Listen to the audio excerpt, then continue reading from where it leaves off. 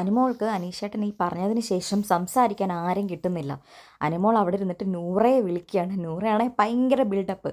എനിക്ക് സൗകര്യമില്ല, നാളെ എവിക്ഷൻ ആയതുകൊണ്ടല്ലേ വിളിക്കുന്നത്, എനിക്ക് ഇതിനോട് മിണ്ടണ്ട, സംസാരിക്കാൻ താല്പര്യമില്ല എന്നൊക്കെ പറഞ്ഞ് ഭയങ്കര ബിൽഡപ്പ് കൊടുക്കുന്നുണ്ട് നൂറ അവിടെ ഇരുന്ന്. അപ്പോൾ അനുമോൾ അവിടെ ഇരുന്ന് പറയുകയാണ്, അതിനൊന്നും അല്ല, നീ ഇങ്ങോട്ട് വന്നേ, കൂടുതൽ ജാട എടുക്കില്ലേ, ഇങ്ങോട്ട് വന്നേ വന്നേന്ന് വിളിക്കുന്നുണ്ട്. നൂറ പിന്നെ മനസ്സില്ല മനസ്സോടെ അവിടെ നിന്ന് എഴുന്നേറ്റ് ചെല്ലുന്നുണ്ട്. ചെന്നിട്ട് അവിടെ ഇരുന്നിട്ട് നൂറ ഭയങ്കര ബിൽഡപ്പ്, ഞാൻ അതിലൂടെ സംസാരിച്ചൊടി എന്നുള്ള രീതിയിലൊക്കെ അനുമോൾ സ്റ്റാർട്ട് ചെയ്തപ്പോൾ എന്താ പറ. നൂറാണെങ്കിൽ ഒടുക്കത്തെ ബിൽഡപ്പാണ്. അപ്പോൾ അനുമോൾ പറയാണ്, അനീഷേട്ടൻ എൻ്റെ അടുത്ത് ഇഷ്ടമാണെന്ന് പറഞ്ഞ് എന്നെ പ്രപ്പോസ് ചെയ്തു. അപ്പോൾ ആദ്യം നൂറ ഇങ്ങനെ ഒന്നും ഒരു റിയാക്ഷനും ഇല്ലാതിരുന്നു.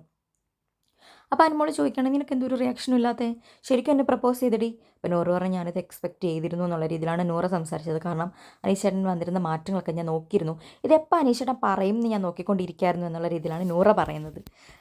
അപ്പോൾ അനുമോൾ ഇങ്ങനെ പറയണം, എടി കുറച്ച് ദിവസങ്ങളായി മാറ്റങ്ങൾ തുടങ്ങിയിട്ട് പല കാര്യങ്ങളിലും മാറ്റങ്ങൾ വന്നിട്ടുണ്ട്, എന്നോട് കാണിക്കുന്ന കെയറിങ്ങിൽ മാറ്റങ്ങൾ വന്നിട്ടുണ്ട്. അതിനുശേഷം നമ്മുടെ ആദിലയും കൂടെ അങ്ങോട്ട് വരികയാണ്. ആദിലയും നൂറയായിട്ട് ഇത് ഡിസ്കസ് ചെയ്യാണ്.